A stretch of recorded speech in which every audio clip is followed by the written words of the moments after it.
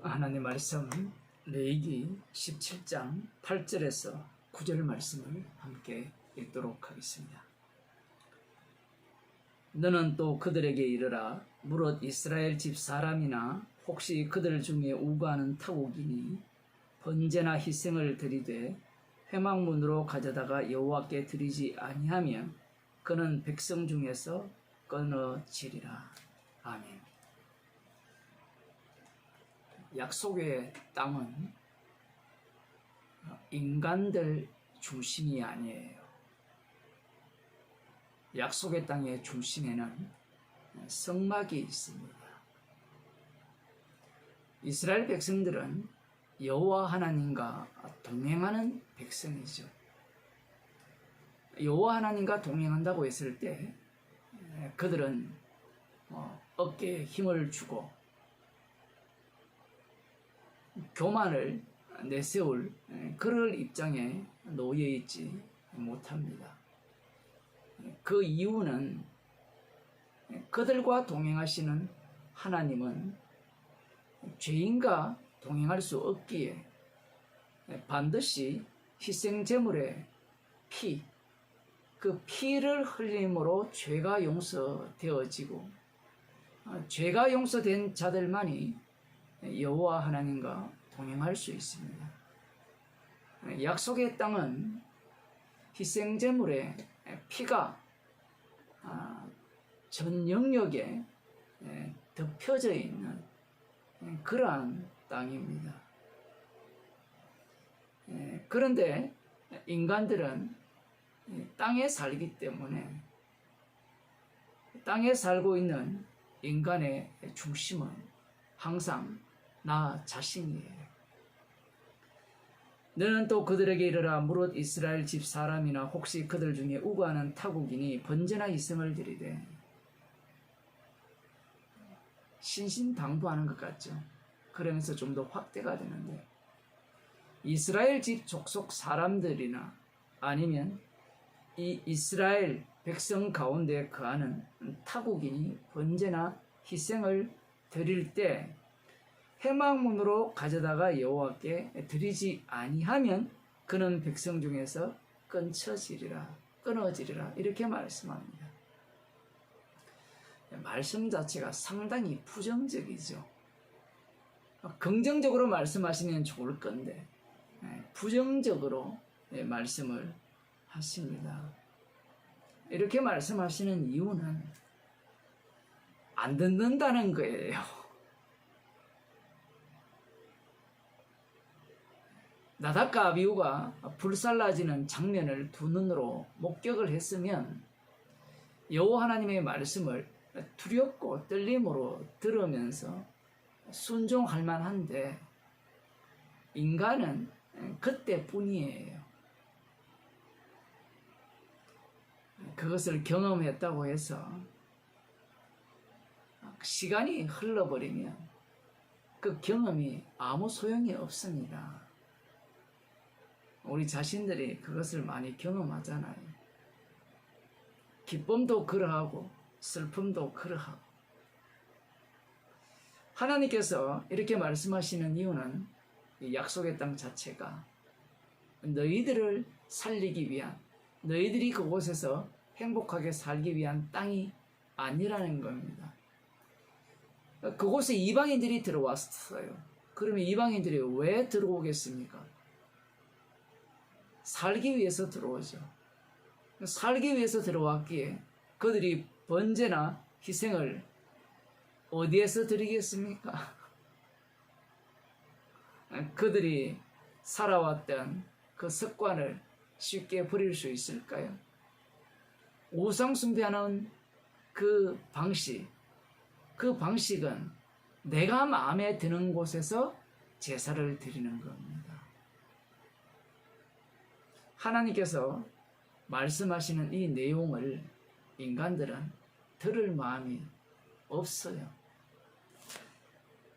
역대하 11장 15절을 보면 이런 말씀이 나옵니다.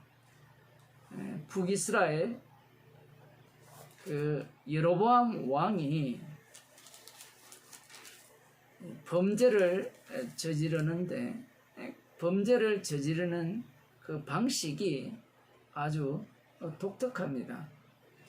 역대하 11장 15절을 보면 분명 레위기에서 음란이 숨기던 수염소에게 다시 제사하지 말 것이요, 이렇게 말씀을 하셨어요. 명령을 내렸습니다. 이 말씀의 의미는 하나님께서 명하여 지으신 성전에서, 성막에서 이러한 제사를 드리지 말라는 것도 들어가지만, 너희가 원하는 곳, 오늘 본문에서 읽었던 이 여호와께서 명하시지 않는 곳에서 제사를 드리지 말라는 말씀도 포함되어 있죠.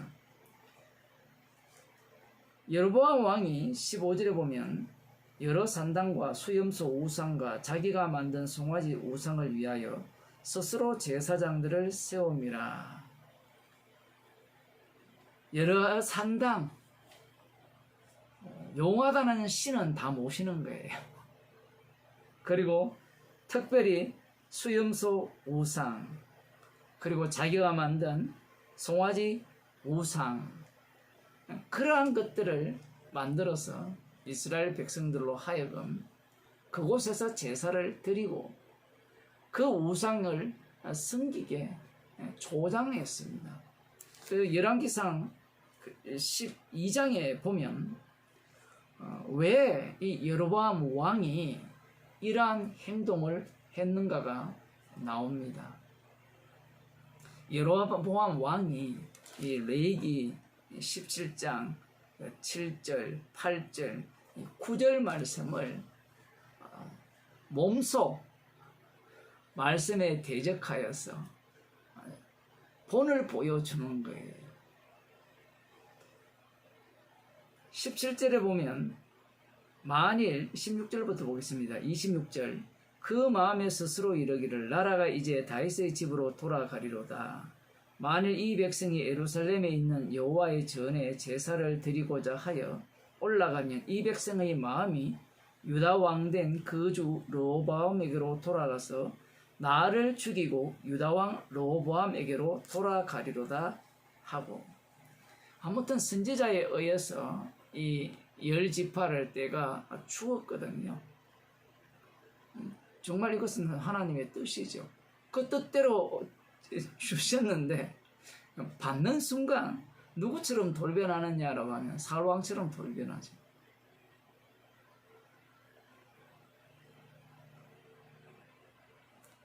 백성들이 남쪽 예루살렘에 가서 제사를 드리면 마음이 이 남유다 왕 르호보암에게 빼앗길 것이라, 그렇게 생각을 한 겁니다. 그래서 이 북이스라엘 왕 르호보암이 어떠한 일을 벌이는고 하면 29절입니다.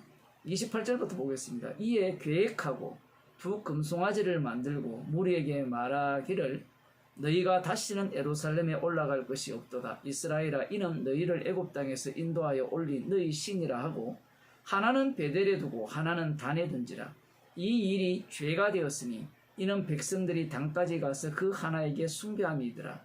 저가 또 산당들을 짓고 레위 자손 아닌 보통 백성으로 제사장을 삼고 8일 곧 그달 15일로 절기를 정하여 유다의 절기와 비슷하게 하고 단에 올라가되 베델에서 그와 같이 행하여 그 만든 송아지에게 제사를 드렸으며 그 지은 산당의 제사장은 베델에서 세웠더라. 저가 자기 마음대로 정한 달 곧 그 8월 15일로 이스라엘 자손을 위하여 절기로 정하고 베델에 사한 단에 올라가서 분향하였더라. 여호와께서 명하신 곳에 가서 번제와 희생을 드리지 않는 그 목적이 여기에 드러납니다. 자기가 원하는 곳에 산당을 짓고 또한 우상 숭배할 곳을 만들어서 자신이 원하는 사람을 뽑아서 제사장으로 세운 그 목적은 딱 하나예요. 여로보암 왕 자신을 위함입니다. 이게 바로 인간의 본성이에요. 하나님께서 그러면 이렇게 말씀에 순종하지 않을 것을 아시면서 왜 주셨느냐? 그 이유는 저주 아래 가두기 위함이에요. 선악과를 따먹은 인간은 어떠한 것도 자기 중심성에서 벗어날 수가 없습니다. 구약의 경우는 하나님의 말씀을 대적하여서 이 말씀에 순종하지 않는 방식으로 자기 중심성을 가졌다면, 예수님을 살해한 이 바리새인과 서기관들은 이 말씀에 순종함으로 자기 중심성을 갖추었다라는 사실이에요. 말씀을 주신 목적이 분명하죠. 너희들은 말씀에 불순종하나 말씀을 지키나 언제나 너희들 중심에서 벗어나지 못한다는 겁니다. 너희들 중심에서, 나 중심에서 벗어나지 못하면 누구를 제거하느냐라고 할 때는 하나님을 제거해버려요. 육신을 입고 이 땅에 오신 하나님을 제거하는 것이 인간의 본 모습이라는 겁니다. 그러면 오늘날은 어떤가? 이 말씀이 오늘 사는 우리들과는 별반 상관이 없는가? 오늘날은 성전이 없지 않습니까? 이렇게 질문을 하겠죠. 그리고 약속의 땅도 없고요. 과연 성전이 없고 약속의 땅이 없습니까?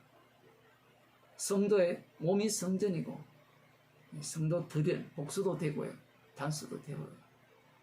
그 성도가 성령을 받았죠. 약속의 땅을 받은 거예요. 그러면 성도는 누구와 동행하느냐라고 할 때는 주님과 동행을 하죠. 주님과 동행을 하면 누구의 말을 듣습니까? 주님의 말씀을 들어야 되고, 주도권을 누가 갖고 있어야 돼요? 주님이 갖고 있어야 되죠. 주님이 갖고 있다라는 말은 이 성도의 입에서 날마다 죄인이 된다라는 겁니다. 그런데 그 인간들은 죄인 되기를 꺼려해요. 그러하기에 말씀을 읽지도 않고 듣지도 않고 순종할 마음은 더더욱 없는 겁니다. 오늘날 이 시대는 어떠한 시대입니까? 내가 주인공인 시대죠. 히브리서 10장을 한번 보겠습니다. 히브리서 10장 25절을 보면, 24절 보면 서로 돌아보아 사랑과 선행을 격려하며 모이기를 피하는 어떤 사람들의 습관과 같이 하지 말고 오직 권하여 그날이 가까움을 볼수록 더욱 그리하자. 과거에 가난할 때는 나름대로 어떤 공동체 의식이 있어서 모이기를 좀 힘썼다라고 볼 수 있고요. 그와 함께 교회가 무언가를 제공해 주었죠. 저희 어릴 때 같으면 간식 같은, 과자 간식 같은 거. 또 교회에서 주는 밥이 또 그렇게 맛있잖아요. 역사적으로 보면 유럽 교회도 마찬가지였죠. 교회가 무언가를 제공해 주었습니다. 그것이 음식이었고 인간들에게 주는 어떤 복지죠. 복지 같은 것들을 제공했어요. 필요한 것들을 교회에서 제공해 준 겁니다. 위로도 해주고 물질적도 도와주고요. 그럴 때는 교회가 가득 찼어요. 가득 찰 때는 교회 건물을 지을 때 돈을 쏟아부어 넣을 수 있죠. 지금은 교회가 텅텅 비었죠.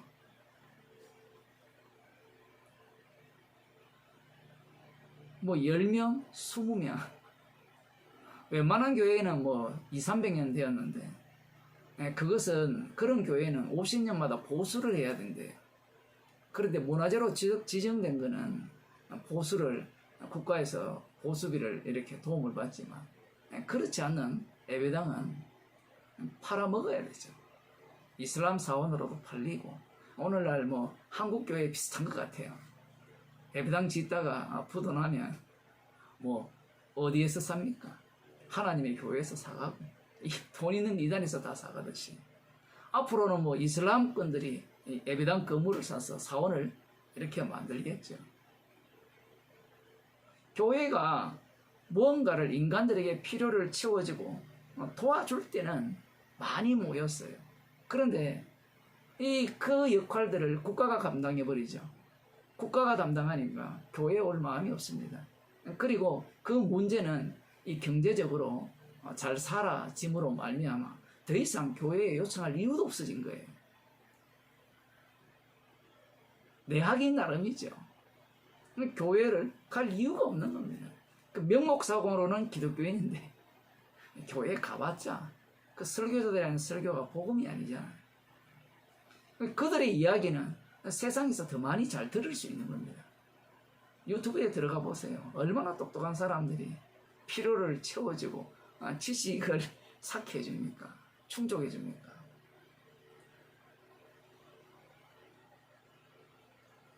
교회 자체가 복음이 없었다고 이렇게도 볼 수 있고요. 동시에 인간 자신들이 이 말씀을 들을 마음이 전혀 없는 겁니다. 왜 모이기를 힘쓰라 했느냐? 그 당시에는 앞서도 말씀드린 것 같이 먹을 것을 채워주고 필요한 것을 공급해 주기 때문에 그래요. 그런데 성경은 모이기를 힘쓰라는 이유는 죄인 중에 개수 만들기 위함이에요. 오늘날 교회는 어떻습니까? 우리가 살고 있는 이 한국 땅의 교회는 어떤가요? 모이기를 힘쓰라 안 듣죠? 왜 모임입니까? 모이면 거추장스럽죠. 꼴 보기 싫은 사람들이 다 모여 있는데 처음에야 뭐 반갑고 기쁘지만 시간이 지나면 어떻습니까? 그들의 본 모습이 드러나죠. 우리는 근본적으로 말씀을 들을 마음이 없어요. 재밌는 것은 제가 있었던 그 나라는 못 모이게 하죠.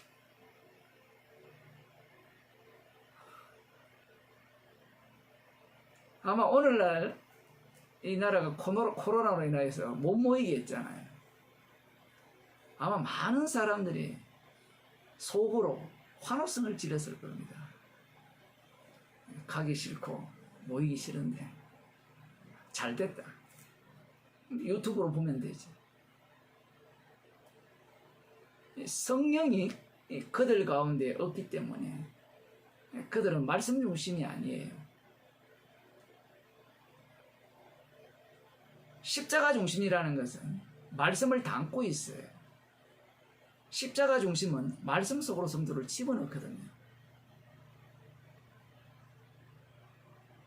성령이 없기 때문에 그들은 말씀 속으로 들어갈 마음이 전혀 없는 거예요. 그러면 누구 중심으로 살려고 하느냐? 나 중심으로 살려고 하는 거예요. 나 중심으로 살려고 하기 때문에 성경 말씀을 읽는 것은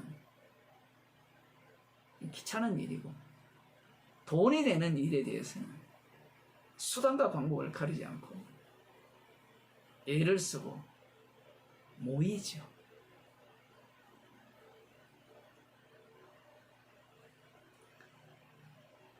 성도는 성령이 함께하는 사람입니다. 나 중심이 아니고 십자가에 피 흘리신 주님 중심으로 사는 사람이에요. 그래서 성도는 언제나 말씀 속으로 휘말리는 인생입니다. 그러하기에 말씀 앞에서 죄인으로 드러나고 주인공이 내가 아니라 십자가에 피 흘리신 주님이심을 자랑하며 정간의 인생을 사는 겁니다. 기도하시겠습니다. 하나님 아버지,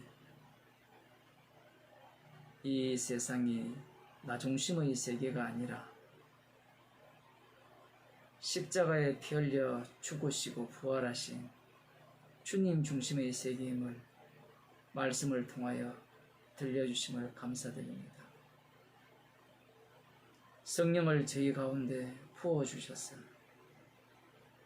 오늘도 내가 주인공이 아니라 십자가에 피 흘리신 주님이 주가 되시기에 오늘도 죄인으로 드러나게 하시고 십자가의 피만 자랑케 하시고 피공로를 앞장세워 살아가게 하심을 감사하는 주의 백성이 되게 하여 주옵소서. 예수님 이름으로 기도드리옵나이다.